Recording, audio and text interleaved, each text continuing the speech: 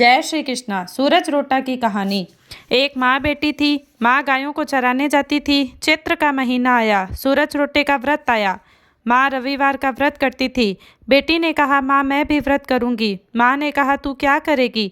बेटी ने जिद किया। तब माँ ने कहा, अच्छा मैं गायों को चरा कर आती हूँ, तुम 2 रोटे बना लो। मैं गायें चरा कर आऊँगी, फिर पूजा करेंगे।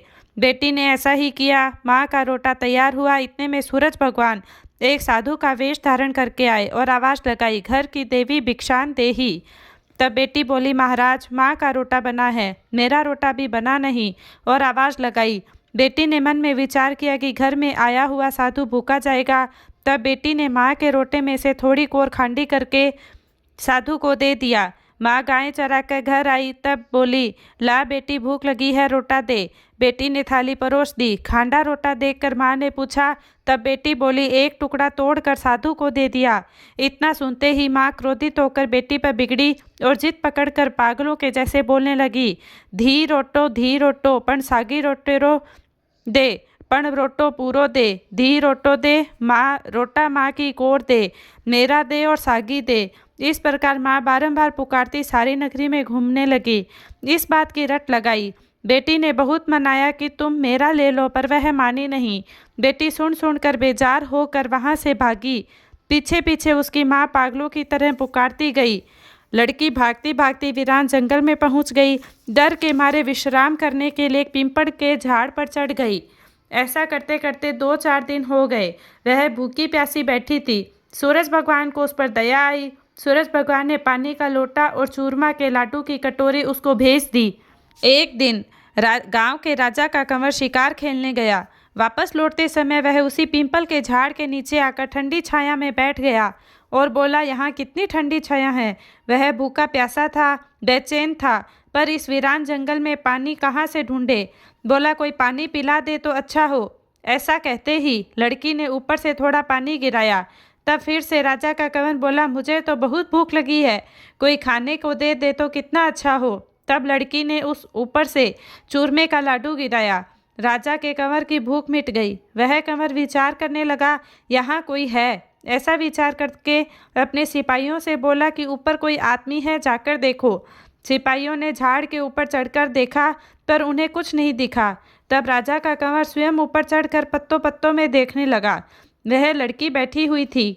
राजा का कंवर बोला, तुम कौन हो? भूत हो कि पलीत हो? देवता हो कि मानव हो? लड़की बोली, मैं मानव हूँ, साहूकार की बेटी हूँ। राजा का कंवर लड़की को पूछने लगा कि तुम मेरे साथ विवाह करोगी क्या? जब लड़की बोली, राजा जी आप तो नगरी के राजा हो, मैं एक अनाथ लड़की हूँ, मेरे घर द्वार परिवार कुछ नहीं है। राजा माना नहीं, बोला, मैं तो तुम्हारे साथ विवाह करूँगा। पंडित और बाजा बुलाकर पीपल के झाड़ के नीचे उसे विवाह करके अपने साथ घर ले गया और राजी खुशी रहने लगा। वापस चैत्र का महीना आया। उसने सूरज रोटा का व्रत किया। रोटा, घी और शक्कर खाने लगी। जिठानियों से देखा नहीं गया। राजा से जाकर शिकायत की। राजा बोला, मैं आंखों देखी मानता हूँ, कानों से सुनी नहीं। जिठानियों ने राजा को आड़ से दिखाया। राजा कमरे में गया। राजा को देखकर उसने रोटा घुटने के नीचे छिपा लिया। राजा ने पूछा, घुटने के नीचे क्या है? उसने सूरज भगवान से प्रार्थना की, हे भगवान आप मेरी लाज रखना। घुटने के नीचे देखे तो सोने का चक्र था। राजा ने पूछा, यह तुम्हारे पास कहाँ से आया? रानी बोली, यह मेरे दुबले पियर की भेंट है। वह माथा धोकर झरोके में खड़ी होकर बाल सुखाने लगी। नीचे से माँ निकली। वह धी रोटो सागी कोर कहती घूम रही थी। बेटी को पहचान कर बोली, धी रोटो दे, पण सागी रोटो दे, पण पूरो रोटो दे, धी रोटो दे, रोटा माँ की कोर दे, मेरा दे और सागी दे। बेटी सोची, मैं राजा की रानी हूँ, देश की धीरानी हूँ, लोग क्या कहेंगे। सिपाहियों को हुक्म दिया। उन्होंने डोकरी को लाकर एक कोठे में बंद कर दिया। राजा को मालूम पड़ी रानी जी ने एक डोकरी को ताला में बंद कराई है। राजा बोला, रानी जी चाबी देवो। इसने 6 कोठों की चाबी दी, पर 7वें की नहीं दी। राजा जी ने हट करके 7वें कोठे की चाबी लेकर कोठा खोलकर देखे तो सामने सोने की प्रतिमा खड़ी थी। तब राजा जी रानी जी से पूछने लगे, ये क्या है? रानी ने उत्तर दिया, यह मेरे दुबले पीहर की भेंट है। राजा के मन में आई, ऐसा ससुराल तो मुझे देखने जाना है। राजा जी बोले, मुझे आपका पीहर देखना है। रानी बोली, राजा जी मेरा पीहर कहाँ है? आप तो मुझे पीपल के झाड़ के नीचे से विवाह करके लाए थे। राजा जी माने नहीं, हट करके बैठ गए। तब रानी जी ने सूरज भगवान से प्रार्थना की, हे भगवान, राजहट पूरा करो, और सवा प्रहर का पीरवासा मांगा। सूरज भगवान ने स्वप्न में आकर रानी को सवा प्रहर का पीरवासा पीपल के झाड़ के नीचे दिया। राजा रानी के पीहर गए। कंवर, नौकर, चाकर, हाथी, घोड़े, साथ सामान सब साथ में लिया। जिस झाड़ के नीचे से रानी को लाए थे उस झाड़ के पास पहुँचे।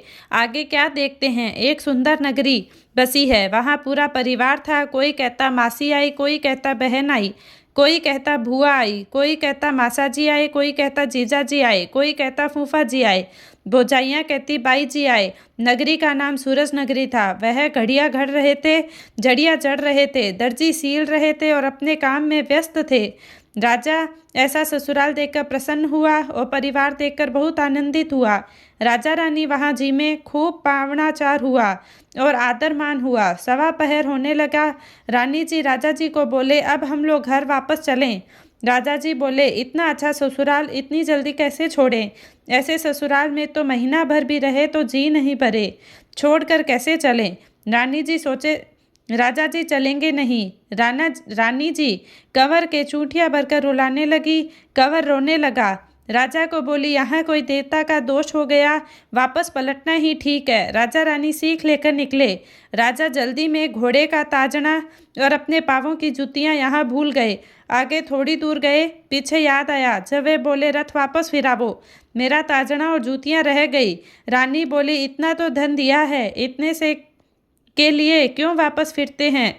राजा जी सुने नहीं, वापस फिरे। आगे गए तो झाड़ के नीचे जूतियां पड़ी थी, ताजना झाड़ पर लटकता था, पतले पड़ी थी, कोई परिवार नहीं था, नगरी कहीं दिखी नहीं। राजा जी पूछने लगे, यह क्या है रानी जी? जब रानी ने उत्तर दिया, महाराज, मैं सूरज रोटा का व्रत करती हूँ, सो सूरज भगवान ने मेरी लाज रखी। अभी तक आपने जो देखा वह सब उन्हीं की कृपा से मिला है, और आप मुझे झाड़ के नीचे से लाए थे, सो वही मेरा पीहर हुआ। आपके हट के कारण मैंने सूरज भगवान से सवा प्रहर का पीरवासा मांगा था। सूरज भगवान ने मुझे सवा प्रहर का पीरवासा दिया था, इसलिए आपकी दोनों चीज़ें वहाँ मिली।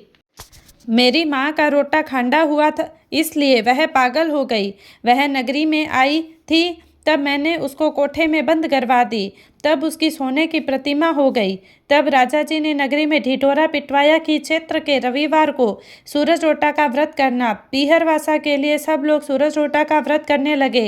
हे सूरज भगवान, उसको पीहरवासा दिए जैसे सबको देना, उस पर कृपा करी वैसे सब पर करना। कहानी कहने वाले पर, हुंकारा भरने वाले पर, सब पर कृपा करना।